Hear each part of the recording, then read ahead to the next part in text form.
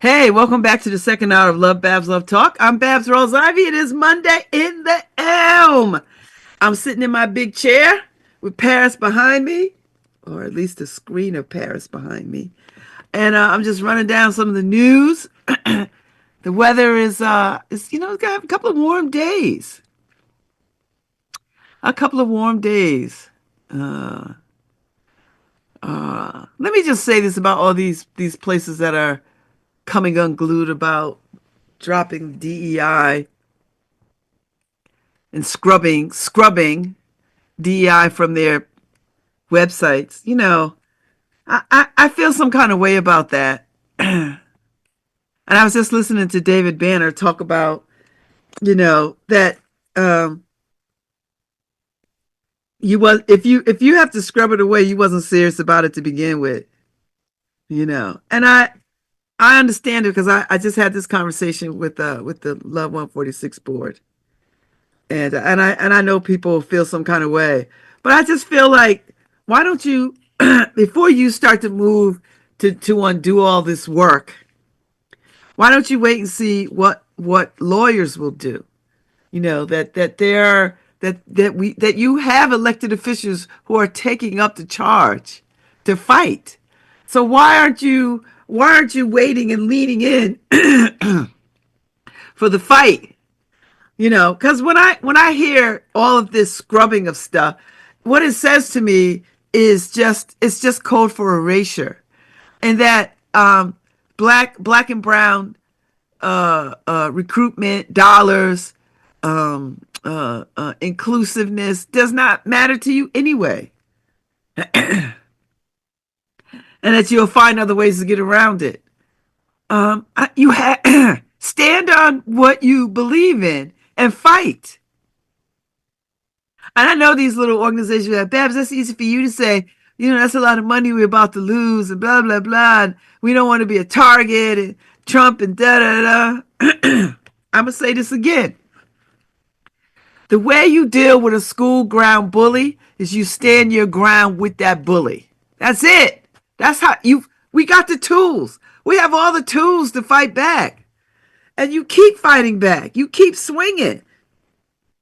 This is how I know white folks don't know nothing about a fight. Because they ain't never had to fight for nothing. Or if they did, it's in small pockets. I just want somebody to have the courage. And lots do. Costco said, no, DEI serves us. It serves us. We gonna keep the DEI going. It serves us. And why isn't everybody else doing that? Why isn't everybody else lining up with Costco and some of the other retail spaces and other spaces that are like, we gonna fight this out? Like Yale University is like, we're not shutting down our equity and inclusion office, no kind of way. Now we've already taken some precautious. We've already taken language out around, when those little Asian kids brought that suit that did not benefit them, by the way. They brought this suit thinking, if you just remove the race part out of it, these black kids wouldn't be getting in. We would be getting in larger numbers. Baby, baby, baby, their numbers drop. Why? Because it was never about that. And now black kids are not applying because they don't want the headache. So you see those numbers go down. I don't understand why people think equity and inclusion and diversity is not a good thing. It is a good thing. And stop trying to make DEI code for nigger. Stop doing that. Stop using DEI as your code word for nigger. You can't say nigger, but you can say DEI. And then the people that regurgitate that mess, they have no idea what the hell they're talking about. You know what DEI gives you? It gives you sidewalks where wheelchairs could safely get across the street and onto the sidewalk. DEI gives you braille in elevators, so seeing impaired folks can ride up and down elevators to get to wherever they gotta go. That's what DEI is. Ugh, I hate these people. They just get on my nerves with this. with this foolishness. And here we go. Trump is filling his cabinet with mediocre white people who are unqualified to carry paper clips in the offices that he wants them to run.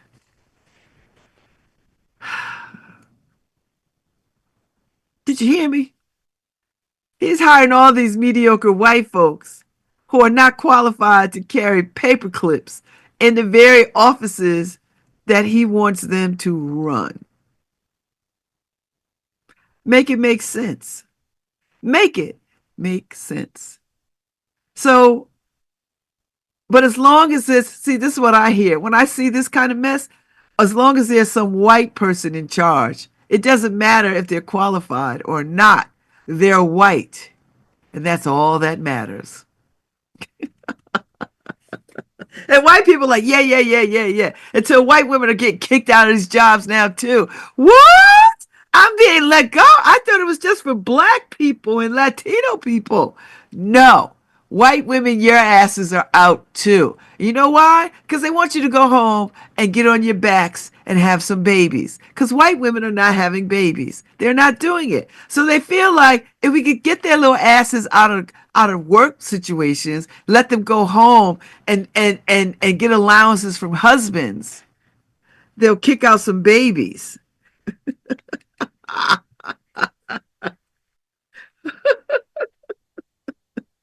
Woo!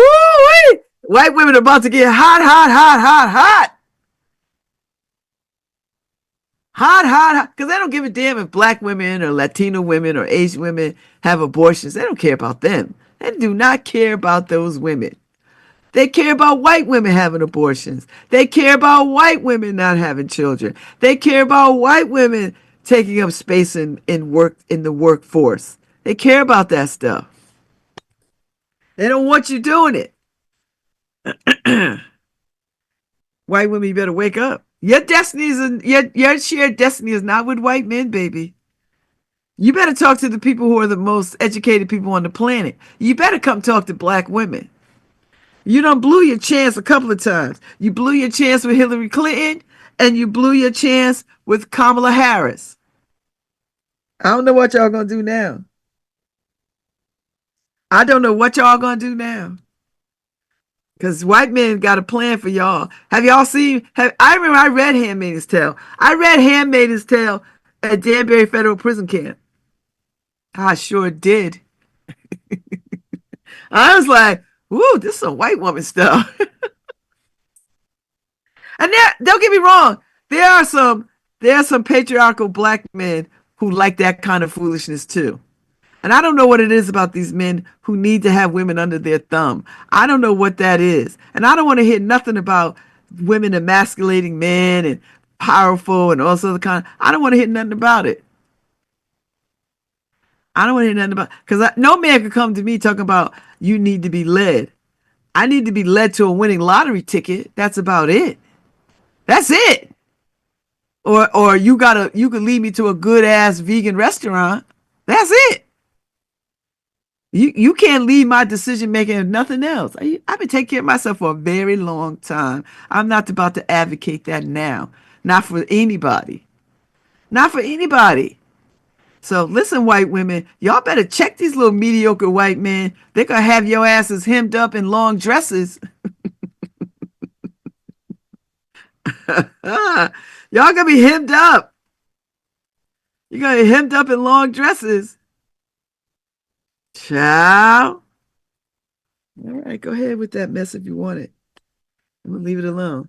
So I'm talking about the DEI stuff because up on the New Haven Independent, the city filed support brief in suit to protect medical research grants because the NIH cuts that Trump is took a machete to 645 million. And listen, yeah, you got a whole law school over there with some of the best and brightest and the talented people in the country or in the world, I must say. I know that these legal brains and legal minds is going to take a deep dive and see where they can fight back tyranny. That's the whole point. A fine legal mind. You got some of the best and the brightest students and otherwise. and faculty and graduates who work in, prosperous and well-known law firms. There's some solid legal minds out there.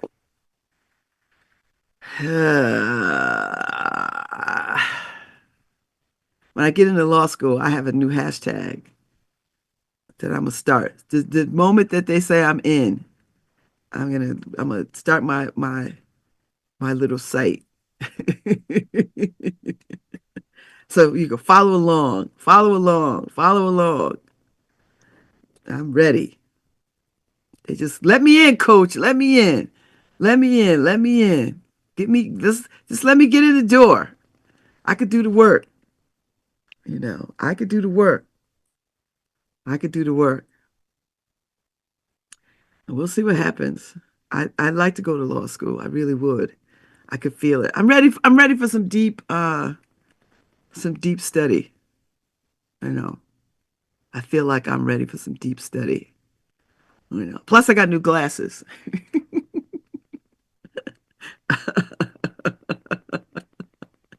and, and I'm gonna have to have me a suit made.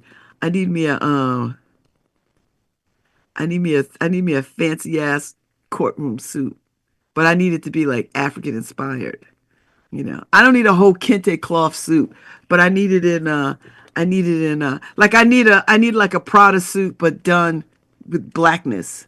Do you know what I mean? No, people don't probably know what I mean. Black people know what I mean.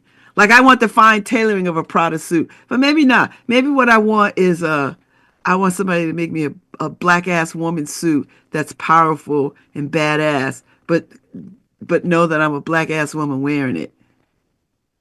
You know what I mean? Like those designer suits don't consider our butts and tummies. I'm gonna have to have one made. And then I want Angela Scott shoes. Have you seen Angela Scott? I want me a pair of Angela Scott shoes. Now they are way out of my price point. But if I had like two pair, like a flat Oxford and a pump, you couldn't tell me nothing. I'll be walking in every court, you know. I walk in every court ready. Ready, ready, ready, ready, ready.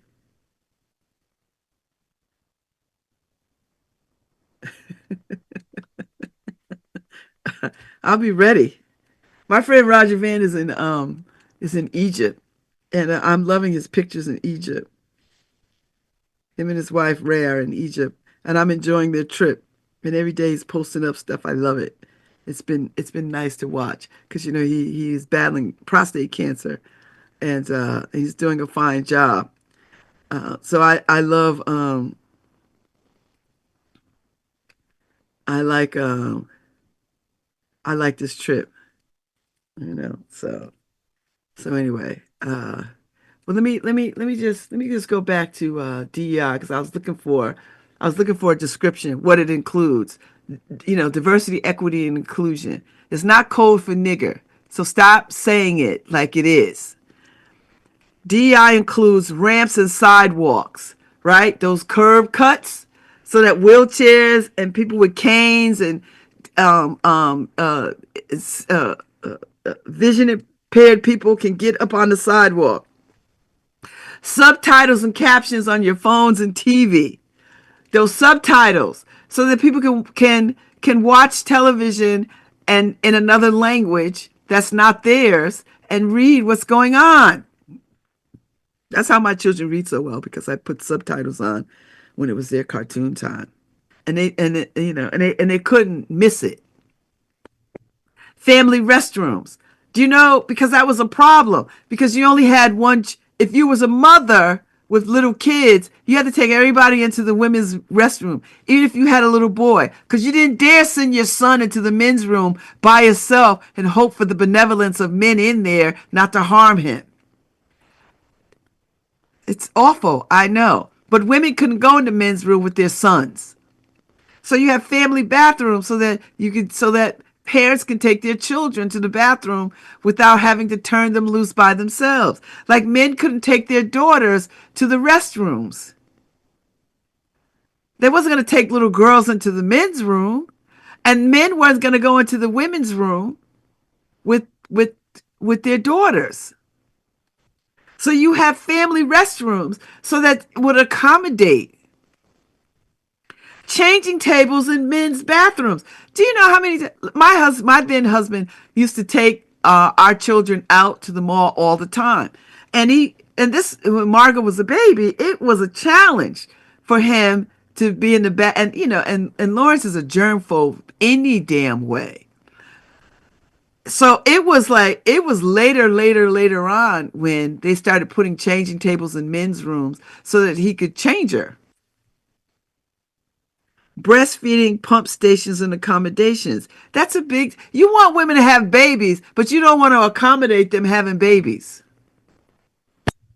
You want to use the breast to sell everything but breastfeeding. You will stick breast in a see-through push-up bra with flowers on it than to see a woman doing what they're naturally supposed to do, which let a baby breastfeed on a breast. Crazy. Crazy, crazy, crazy. Floating paid holidays. Maybe you don't want to take off every Jewish holiday. Maybe you don't want to take off this holiday because it's not your custom. Or maybe you need a floating holiday because your company doesn't take off these holidays that is religious based or cultural based. And so you need a floating holiday so that you can take it off in support of whatever that is for you. Pay equity and transparency. So the person sitting next to you doing the same job, just because he has a penis does not mean he gets $20,000 more than you. A vagina gets less? Help me understand that. That's why DEI is important. Pay equity and transparency. I shouldn't be penalized for having a vagina. Parental leave. Time and pay. Sometimes you have to stay home with a sick kid. Sometimes somebody in the family might have an illness that requires time off, and you don't want to lose pay for it. That's what DEI includes. Coming back to a job after birthing a child. In the past, if you were pregnant, you would lose your job. You'd come back, they'd be like, oh no, we filled the job. We have to find something else for you to do. They can't do that anymore. You want women to have babies, but you don't want them to be in the workforce. But you want them to be able to have a job, but then you don't want to accommodate them in the job for having babies. Ain't that some ish? Not having to just accept workplace harassment. I don't know any woman on this planet that has not had some form of workplace harassment by some asshole boss. And I'm going to tell you right now, women don't talk about it near enough as they should. Because when you're first in the workforce, you don't know who to talk to this about. You don't know what to do. You just try to I'm new to this. I'm trying to make my way through. Well, maybe it wasn't as bad as I made it out to be. Work accommodations for a variety of disabilities. If I'm in a wheelchair, I need a desk that is at my height and level. If I'm hearing impaired, I need devices at my desk so that I can do my job. I need to be able to get around in the spaces. Do you understand what I'm saying? All kinds of people. Autistic people, hearing impaired people, physical disabilities, all these things. And we're accustomed to seeing people in the workplace who have challenges that you and I don't face. We're accustomed to seeing it. That's DEI. Flexible work arrangements. Sometimes you don't need people in the office every single day. Sometimes the pandemic has shown us that people are way more productive when they work at their own pace from their house. Size inclusive chairs and beds in medical facilities. I'm a big girl. I'm not embarrassed. I'm not ashamed. I am a big woman. I'm 5'8". I weigh 265 pounds. I'm a big woman. I need a chair that supports my width and girth. I also need gowns that fit me. You ever go to the doctors and they got these little ass gowns and it's I need 2 or 3 of them jokers strung together to close it up. Now when I go get my mammography, they got the bigger gowns. They have them. I don't even have to ask for them. They can assess me just when I walk in. Oh, here you go. And I think, oh, this is nice. This fits. I don't have like three gowns where I'm trying to string together to make to close up my Netherlands.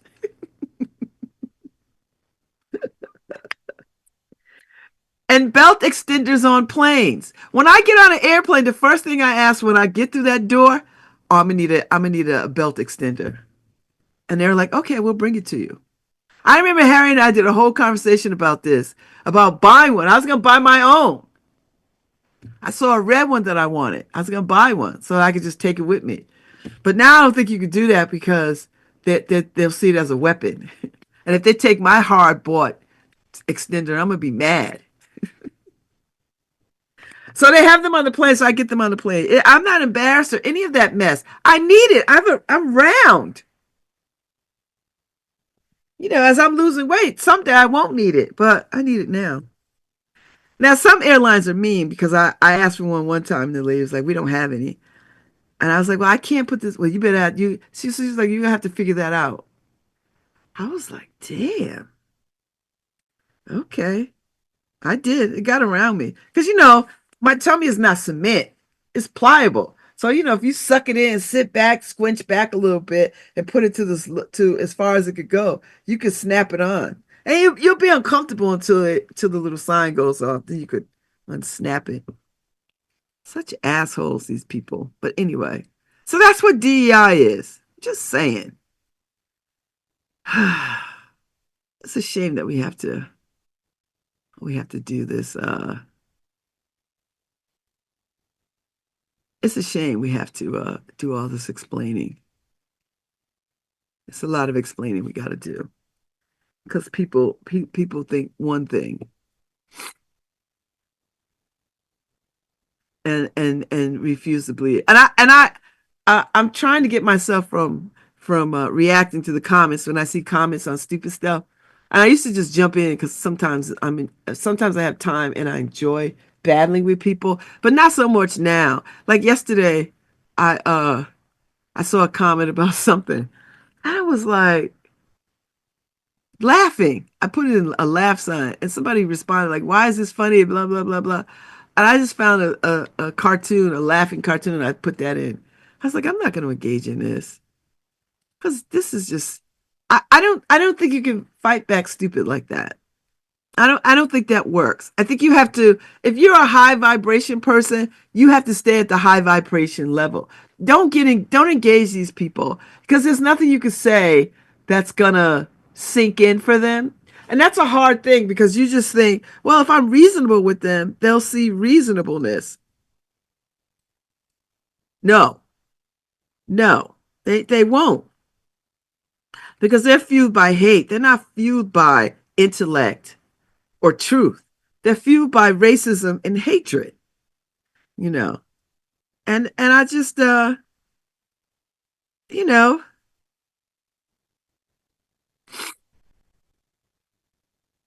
you just you just you just have to let it go. So that's where I'm at. I mean, unless it's something that's so egregious that I have to like, oh, I've got to say some mess. But most of the time, if I just keep reading, um, if I keep reading, somebody will have already done the work, so I don't have to do it. You know, I don't have to do it. But it's just wild. It's just wild the level of crazy that people are willing to engage in. And I just look at it, I was like, you really believe that? Like, you did you learn that in college? Like, where'd you get that?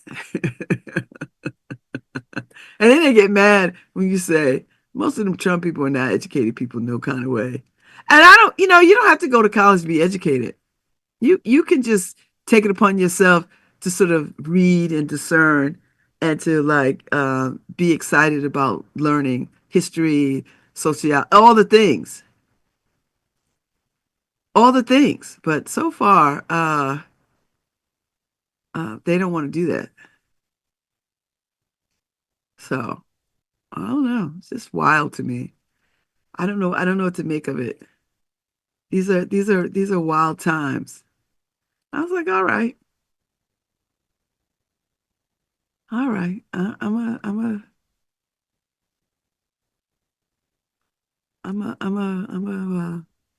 And I see Trump is stumping for calling for some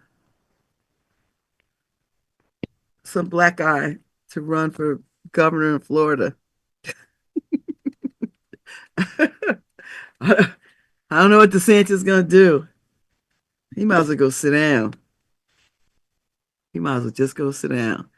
I will say this. I'm quite concerned about this measles outbreak in Texas. I don't listen. I never thought I would see these kinds of um illnesses come back. I thought people would be happy to have their kids vaccinated. It's just wild to me. And you know what? These kids are gonna suffer and die for no reason. In 2025, nobody should have the damn measles or rubella or polio or whooping cough. Like we should not have. We eradicated these things. I don't know. And now that you can't get medical information, I mean, you could go to the CDC YouTube channel and they update. It's just wild to me. And you got that dumbass Robert Kennedy Jr. I know the Kennedy family is like, where the hell did we go wrong with this guy? He was a functioning heroin addict. That's what money and privilege will do for you. And these white people were stupid. They were like, oh, he's good, he's good. I was like, do you understand? He has so much money. He could feed a heroin addict. So he wasn't jumping out at you at night and robbing you and beating your ass and stealing from you and jumping in your window because he was already rich. So he could fuel his addiction without any crime committed. That is not the majority of heroin addicts. I don't know. I don't know. It's a wonder white folks have come through the evolutionary table because I don't get y'all. Y'all be doing the most. So yeah, so I'm worried. I just don't like seeing any child suffer, and these children are suffering in Texas with these. I was like, how do you take your kid to the doctor and you say to the doctor, well, I didn't think it was important to get them vaccinated. But you yourself are vaccinated because your parents ensured that you would get vaccinated. And you're not suffering. But your damn kids are suffering because you believe this foolishness about vaccines are bad. So worse than having the measles? I don't know. Make it make sense. Can it make sense? I don't know. I don't know what to do, people. I don't know. I just don't know. I just don't know. I got Patty Russo from the Yale Campaign School coming on with Ron Thomas from the Connecticut Conference of Municipalities. They've been these last several years doing these joint trainings, getting folks trained to run for office and what that looks like. And this is unique to Connecticut. It's a really one. I think this is one of the perfect marriages. But they're coming on. They will be on. When are they coming on? They're coming on one day. I thought I think I want to say it's this week, but I could be wrong. Let's see. When are they coming? They're coming on Thursday. So they're gonna talk about so I can't wait to hear because I know Patty's phone is ringing off the hook with people wanting to run for office now. Because now more than ever, good people have to run for office. You can no longer sit back and be a spectator. If the thought comes in your mind, you should cultivate that thought. Don't be like, oh, somebody else, somebody else, somebody else, somebody else. Why not you? Why not now? So they're gonna come on Thursday to talk about this. And they do this wonderful two-day online commitment. So the campaign school takes a day and CCM takes a day, and it walks you through the Connecticut kind of stuff.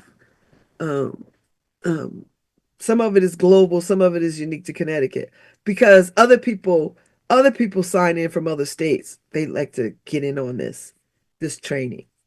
So tune in on Thursday. I think they're going to be on Thursday at 9:30. It's going to be a great conversation. So I want you to tune in for that and get ready uh, for a good conversation. I think it'll be rich, rich, rich, rich, rich, and I'm happy to entertain them. And they made me feel like a partner in this thing. I feel like I'm a partner in it because they come on every year, and so I cannot wait. And Thursday is opening night for the New Haven Theater Company. Um, I'm looking forward to that Thursday night. It's always a good. I like going to their theater. It's always a good time. And then I go away this weekend with my Soul Stitch sisters. So I'm looking forward to that. That's going to be a good time. Just we just hanging. There's no agenda. Oh, Roberta Flack has passed away at 88. Now, Roberta, I know Roberta Flack because when I worked for Terry Williams, she was a client. And Harry, do you got some Roberta Flack music we could play today and tomorrow? Uh, she used to keep me in Twizzlers because her assistant used to come in the office and she'd always ask for me to work with her, and I always loved working with her because I liked her so much. I mean, I was in awe of her. But anyway, she sent me Twizzlers, a big box of Twizzlers for my birthday because she knew I couldn't have dairy. And I just thought that was the nicest thing. She didn't have to do a damn thing for me. I would have did anything for that woman. But she passed away. She had ALS, which most of us would know as Lou Gehrig's disease. So she was my favorite. She was 88 years old. So I am a Roberta Flack devotee. I never got to see her in concert, but I love her work. You know, a couple of her albums would have to be with me on a deserted island. I don't believe in that if you just have one album. I think they have to let me have like 10. She'd be at my top five.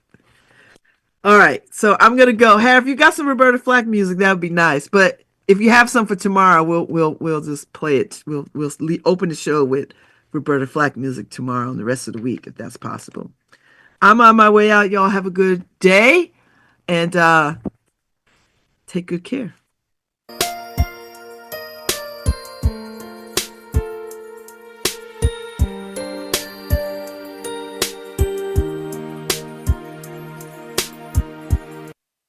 Strumming my pain with his fingers, singing my life with his words, killing